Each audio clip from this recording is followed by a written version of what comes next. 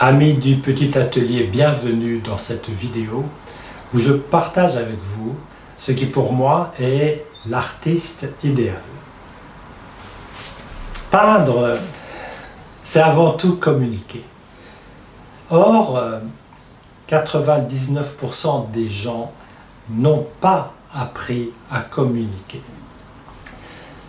De même, aujourd'hui, il n'existe plus vraiment d'école qui enseigne dans cet objectif de communication, c'est-à-dire la technique qui permet de délivrer efficacement un message avec clarté et harmonie. Cette vidéo, elle est faite pour celles et ceux qui veulent plus qu'étaler des couleurs. Elle est pour celles et ceux qui veulent peindre des choses fortes, qui veulent émouvoir, qui veulent transmettre l'essentiel et pas seulement produire des images décoratives ou pire, des délires narcissiques pseudo-contemporains. Je vais être franc, ce que je vais dire n'est pas fait pour tout le monde. Peu de gens sont prêts à entendre ce que je vais dire, mais si vous voulez hausser votre art à un niveau professionnel, je vous invite à m'écouter jusqu'au bout. De même que beaucoup balbutient plutôt qu'ils ne parlent, beaucoup de professionnels de l'image barbouillent.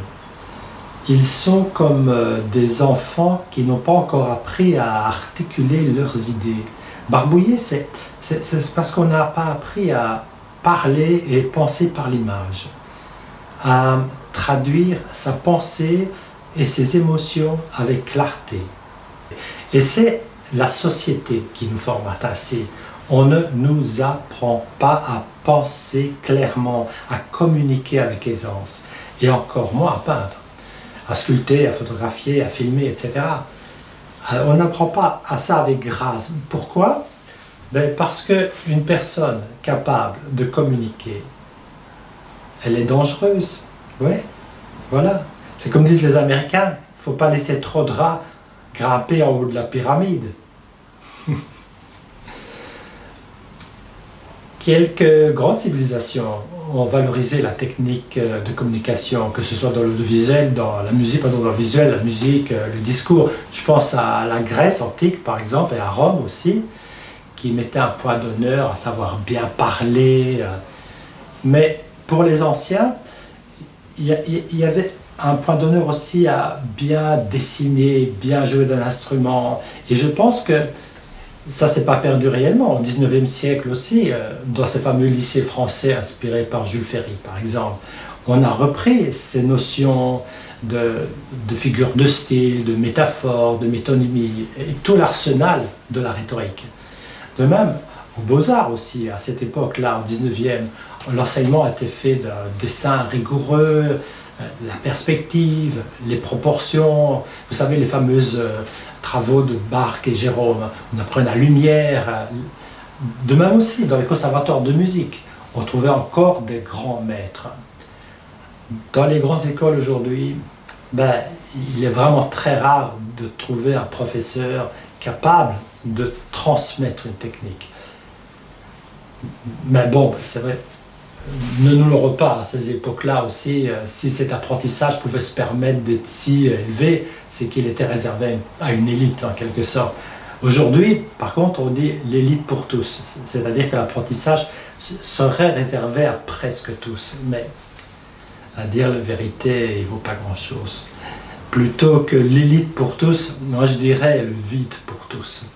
Mais les maîtres ont disparu, il reste des professeurs qui ressassent des choses glanées dans les manuels, mais ils n'ont rien pour former un artiste.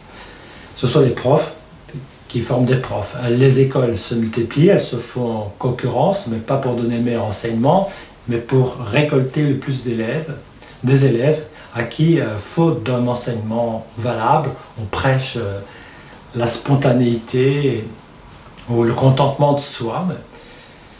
Et puis on distribue des diplômes à l'appel, des diplômes en conneries, excusez-moi l'expression. Mais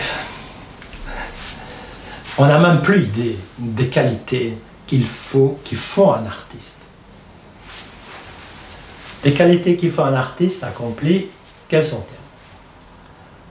Pour moi, il y en a que 3. La clarté, la composition et l'aisance. Ces 3 principes s'emboîtent et ne peuvent pas s'apprendre indépendamment des autres. La clarté, l'aisance, la composition n'est l'une de l'autre. La composition donne la clarté, etc. Mais de quoi s'agit-il? Si on veut les prendre un par un, de quoi s'agit-il? La clarté. La clarté, c'est savoir regarder ce qui est. C'est, en plus, penser, concevoir et réaliser quelque chose clairement. La composition, c'est comment, où, quand, avec qui, avec quoi, comment on va montrer ce qu'on va montrer. Et l'aisance, c'est être en accord avec soi. On va voir tout ça en détail. Alors si vous voulez, on va voir ensemble, indépendamment, autant que faire se peut évidemment, ces 3 principes. On va commencer par la clarté. Ce que vous proposez doit être clair et facile, sinon à comprendre, du moins à voir, dans le sens de percevoir, je veux dire. Si c'est le cas, c'est d'abord que cela a été clairement conçu dans votre tête, ou que l'image ou l'idée qui vous a inspiré, ce que vous voulez montrer, est clairement d'abord perçue de votre côté. Ça veut dire quoi? Ça veut dire que la clarté se joue sur 2 plans. Elle se joue sur ce qui est perçu par l'artiste et ce qui va être exprimé par l'artiste. Bon, parlons d'abord de ce qui va être perçu. La plupart des gens ne voient pas. Ils ne voient pas vraiment, ils n'entendent pas. Et ils ne se sentent pas vraiment. Et plutôt que de se référer à son propre goût, beaucoup d'artistes s'en réfèrent au bon goût. C'est-à-dire ce qui est à la mode, ou peut-être ce qui n'est plus à la mode, les académismes de notre temps aussi. Ils font de l'abstrait, par exemple, parce que d'une part, ça fait toujours bien, et d'autre part, ça ne demande pas trop de technique. Du coup, en quoi ce serait plus mauvais qu'une abstraction de Jackson Pollock? Parce que, regardez, réfléchir, sonder ses propres émotions, c'est ça la première discipline. C'est faire un diagnostic rigoureux de ce que vous voyez. Et à partir seulement de ce que vous voyez, sondez aussi ce que cela suscite en vous. Quand je parle de ce que vous voyez, ce peut être aussi une vision intérieure, une vision imaginaire. Je ne parle pas nécessairement de ce que vous voyez dans la réalité, mais voir ce qui est. Goethe le disait lui-même, je n'ai vu une chose que lorsque je l'ai peinte. Ça veut dire beaucoup. Ça veut dire qu'on ne regarde jamais assez. Regardez jusqu'à ce que votre regard vous ait tout dit. Ayez une telle sécurité dans votre perception qu'aucune idéologie, aucune croyance, aucune opinion ne puisse l'altérer. Ne vous fiez qu'à votre regard et regardez jusqu'à épuisement de ce qu'il y a à voir, afin que rien ne puisse vous échapper. Pour ce qui est de ce que vous montrez, par contre,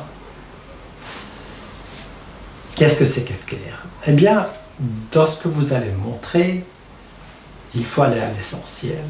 Il faut dépouiller votre message de tout ce qui est superflu, de tout ce qui brouille le noyau de votre idée. Vous savez, à mon sens, le grand embrouilleur, ce sont les justifications. Au lieu de dire ce qui est, on le justifie. On le justifie pourquoi? Parce qu'on n'y croit pas vraiment. On a peur d'être incompris, critiqué, agressé, etc. Dès que vous parlez en votre nom, dès que ce que vous dites, rien vient de vous et rien que de vous, bien sûr, vous agressez. Et du coup, vous êtes critiqué. Et les gens, pour vous critiquer, ils ont une arme, mais redoutable. Ils disent qu'on ne vous comprend pas. Invoquer la compréhension, c'est ce que j'appelle moi un coup bas.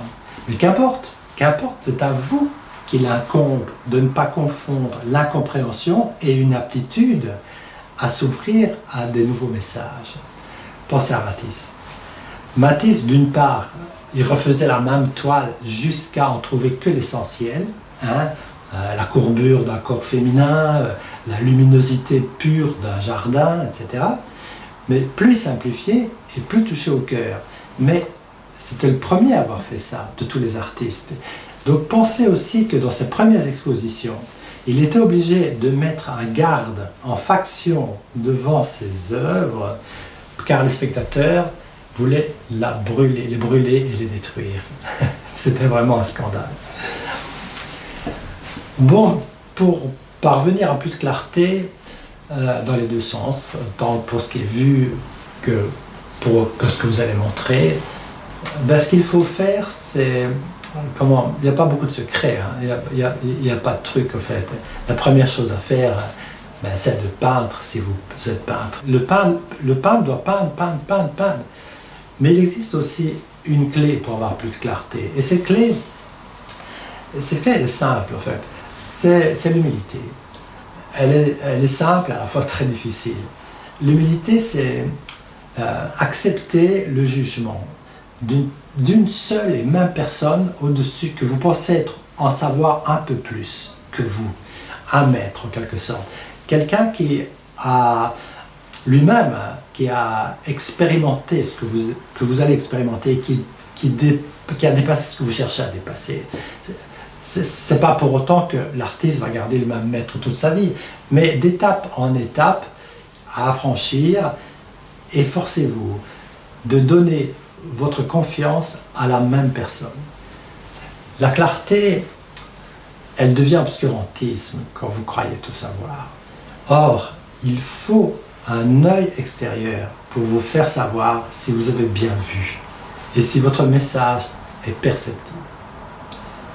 Alors, une autre question qu'on me pose aussi, c'est est-ce qu'il faut préparer son travail par des croquis, des plans, etc., des épreuves? Oui, bien sûr. Si vous êtes dans un groupe de création comme le cinéma ou le spectacle, si vous êtes scénographe, vous devez évidemment avoir préparé pour ne pas être en porte-à-faux avec le metteur en scène. Bon, ou bien s'il s'agit d'une commande, il faut que votre collaborateur sache à quoi s'en tenir et se sente concerné parce que vous allez montrer. De même, si vous travaillez avec un matériel onéreux, ben, c'est mieux de l'avoir préparé. Sinon, pour certains travaux, je dirais que la spontanéité, l'aspiration peut s'altérer si c'est trop préparé. L'artiste doit garder cette espèce de mouvement comme ça, qui vient directement de l'âme. Je dirais que, c'est pas moi qui le dis, hein, c'est un grand psychanalyste. L'art, c'est faire apparaître quelque chose, faire apparaître quelque chose, une apparition, qui se situe à l'écart de toute réalité, à l'écart de tout le reste. C'est la raison pourquoi on met souvent les œuvres dans un cadre, ou s'il s'agit d'une statue, on la met sur un socle, ou s'il s'agit d'une scénographie, d'une mise en scène, ou d'un film, on le met dans le cadre d'un théâtre ou d'un cinéma. Cette impression d'un point de vue artistique, elle doit surprendre, ou d'une façon ou d'une autre. Surprendre par son originalité, par sa perfection, par son imperfection aussi, par son sens, ou même par son non-sens. Hein. Mais il s'agit d'organiser ces éléments visuels de façon à ce qu'ils marquent, à ce qu'ils surprennent, à ce qu'ils frappent. Un message doit être entendu. Sinon, ce n'est pas un message. Si un message n'est pas entendu, c'est une méditation personnelle, quelque chose qui ne regarde que le sujet. Or, il est question d'atteindre un autre dans l'art, d'atteindre l'autre, comme dirait toujours ce même psychanalyste, atteindre l'autre avec un grand A. Je crois que ce fameux psychanalyste, je crois qu'il parlait même du petit A. Enfin, je cite notamment Jacques Lacan. De même qu'un discours bien structuré frappera par la force de ses argumentations, hein, ce qu'on appelle autrefois la rhétorique, ce que vous présentez sera perçu clairement, mais pourra manquer d'être vu parce qu'il est mal composé. Une composition concerne le choix de position des éléments. En d'autres mots, qui, quoi, comment, où, de quelle manière, etc. Donc, par exemple, si vous prenez les portraits d'une personne d'une certaine manière, vous devez la différencier de toutes les autres personnes, pas seulement par sa ressemblance physique, mais aussi par ce qui émane de cette personne. Il faut lui trouver sa singularité. Il faudra la ressemblance, mais aussi mettre en évidence un élément presque invisible de sa personne. Pensez au magnifique portrait du peintre Lucian Freud.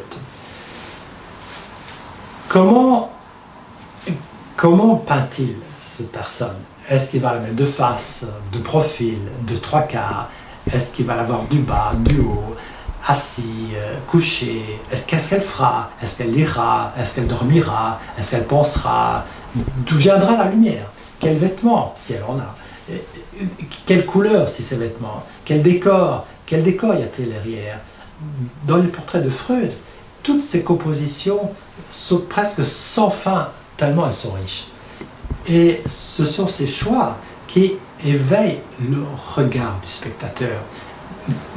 Même si ce dernier n'a pas conscience de toute la composition, ce qu'il va retirer de sa peinture, ce n'est pas tant une analyse complète de cette composition, sauf s'il est un peintre lui-même, mais il doit ressentir, il doit être ému, soit par la contemplation, l'extase, la sensualité, ou au contraire, il doit peut-être se sentir agressé, en souffrance, en exclusion, mais il doit se passer quelque chose. Pour bien composer un tableau, il s'agit de développer au maximum sa connaissance de son médium, que ce soit la peinture, la sculpture, la photo, la vidéo, l'installation, tout ce que vous voulez. Je prends l'exemple d'un aquarelliste, parce que moi je suis aquarelliste. Un aquarelliste, il ne doit pas seulement savoir dessiner et tenir un pinceau, il doit aussi connaître ses pigments, les couleurs, la transparence, l'opacité, il doit avoir une grande connaissance de l'eau, de la quantité idéale, il doit avoir connaissance de tous les papiers, de tous les pinceaux, du séchage, etc. C'est sans fin en fait. Mais il en va de même pour tous les arts, que ce soit la photo, le cinéma, etc. Moi j'aime bien quand un spectateur se dit « Mais comment il est arrivé à faire ça? Comment ce cinéaste a-t-il pu rendre une atmosphère aussi lourde, aussi étrange? Comment est-ce qu'on reste captivé quand on le regarde, quand on regarde ses films?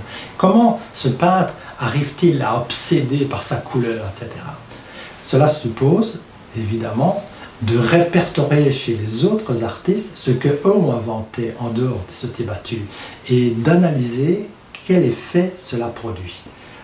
Pas nécessairement pour les copier, mais pour savoir que cela existe et que vous pourriez y faire appel aussi peut-être pour avoir tel ou tel effet. En tout cas, il faut qu'un peintre observe et catalogue toutes les trouvailles dans la manière de rendre ce qu'il veut rendre. Bref, il s'agit d'articuler un langage. Alors ça, ce que je parle ici, c'est le lexique de surface, la technique, dans ce qu'on appelle technique dans le sens courant, mais il existe aussi un lexique intérieur, c'est-à-dire vous-même, en tant qu'être. Prenez toujours un carnet avec vous et un stylo, où que vous alliez, pour que vous captiez les images que vous remarquez tout au cours de la journée. Puis parlez-vous aussi, nous sommes des êtres parlants avant tout. Demandez-vous, qu'est-ce qui vous a marqué aujourd'hui? Qu'est-ce qui vous a marqué cette semaine, cette année? Demandez-vous qu'est-ce qui vous a marqué dans votre vie? Qu'est-ce qui vous a troublé? Qu'est-ce qui vous a ému? Quels sont vos affects? Quand vous êtes avec une personne, qu'est-ce qui vous touche en elle? Positivement ou négativement? Même si c'est fugace, même si ça relève d'un parfum, d'un son, d'un geste, parce que ce sera ces éléments qui apparemment sont sans importance, qui vont être capitaux, que vous pouvez mettre dans vos productions, dans votre art, dans vos œuvres. L'image transmet plus que du visuel. Elle porte une odeur, elle porte un son, une texture, un temps, une musique. ça peut paraître fou de mettre de la musique dans une image, pourtant regardez, chez Vermeer Condé, le peintre du silence, eh bien on entend toujours cette musique feutrée, comme le souffle, comme si on entendait la respiration des personnages, leur calme, leur immobilité. On entend le lait dans la laitière, le lait comme s'il coulait depuis des siècles. En fait, c'est ça, mettre la vie, la vraie vie composée de mille petites choses, pleine de ses faiblesses, de ses ridicules, de ses désagréments, mais aussi de ses plaisirs, de ses merveilles. L'aisance, c'est en fait ce que tout le monde cherche. Et c'est justement ce qui empêche la plupart des gens de la trouver. Car l'aisance, elle ne se cherche pas. Elle se trouve, elle vous attend au bout de votre route, sans même que vous l'ayez voulu. Vouloir l'aisance, c'est un non-sens. Ce qu'il faut combattre, par contre, c'est pas le manque d'aisance, c'est l'inquiétude. De mon expérience avec les élèves et avec moi-même aussi, j'ai identifié 3 facteurs létaux qui nourrissent l'inquiétude. C'est le corps qui n'est pas calme, deuxièmement, c'est l'intention qui n'est pas claire, et troisièmement, ce que vous faites ne correspond pas à vos valeurs. Comment pouvez-vous prétendre connaître les attentes d'un spectateur si vous ne connaissez pas les vôtres? Se connaître, c'est aussi savoir pourquoi on fait quelque chose. Quand vous peignez, il y a bien une raison à ça, non? Quelle pourrait être la raison? Ben, cela vous regarde. Mais parce que cela vous regarde, c'est pour ça que vous devez le savoir. Vous devez savoir quelle est cette motivation. Je ne sais pas quelle est votre motivation, je ne la connais pas. Mais, quoi qu'il en soit, la raison devrait vous suffire. Cette raison, ça peut être gagner de l'argent, pourquoi pas, ou un besoin d'être connu, aimé, valorisé, peut-être vous êtes mu par une idée, ou une personne, un groupe de personnes, ou peut-être le plaisir d'offrir, tout simplement, aussi idiot que ça paraisse. Pensez par exemple à cet enfant qui fait un dessin pour l'anniversaire de sa maman. Il y met tout son cœur, et sa concentration est maximale, il est calme, silencieux, il n'a pas d'inquiétude. Ben, c'est ça, l'aisance, tellement recherchée. Enfin, pour finir, parlons de l'état d'esprit. Ben, beaucoup d'aspirants artistes, jeunes et moins jeunes, me disent qu'ils n'ont pas trouvé le bon état d'esprit, comme s'il existait une clé magique, une structure qui transforme tout ce que vous produisez en chef-d'œuvre. Ce dont vous avez besoin, ce n'est pas d'un état d'esprit. Quand vous êtes solidement accroché à vos valeurs, à vos croyances, ben, plus rien ne vous arrête. On sent immédiatement quand un artiste est aligné sur ses valeurs. Il ne lui manque plus rien. Il y a une consistance. Il a la vérité. Par contre, s'il n'est pas aligné à ses valeurs, il y a comme un parfum de manque, comme un mensonge. Comme s'il se réclamait d'un goût qui finalement n'est pas le sien. Pour faire bien, pour faire intelligent, provoquant ou à la mode. Au fond, c'est ça, ce que moi j'appelle barbouiller, c'est-à-dire créer sans alignement. Les valeurs, ça révèle de l'éthique, hein, pas de la morale. La morale, c'est ce que la société, vos parents vous ont imposé pour avoir un bon boulot, de bonnes notes à l'école, beaucoup d'amis, une belle maison. Mais parfois, ils vous l'imposent même sans y croire eux-mêmes. L'éthique, c'est ce à quoi vous êtes attaché au plus profond de vous-même, ce qui vous guide. C'est votre timon, c'est ce qui vous fait tenir. C'est peut-être des valeurs humaines, l'humanité, la solidarité, l'amour, le respect, la loyauté, la vérité. L'amour, oui, encore une fois, la protection aussi, ou peut-être même des valeurs purement artistiques, pourquoi pas, comme la profondeur, l'équilibre, l'audace artistique. Mais ça vous appartient. Et il est important de vous ancrer dans vos valeurs et d'évaluer si elles sont vraiment les vôtres ou si vous les avez glanées au hasard toute votre vie. Ça, c'est pour moi une question fondamentale. En tout cas, soyez honnête intellectuellement avec vous-même et ne vous mentez pas. Et ne cherchez pas à vous faire passer pour ce que vous n'êtes pas. J'espère en tout cas que cela vous aura aidé. Et là-dessus, je vous dis à bientôt pour une prochaine vidéo.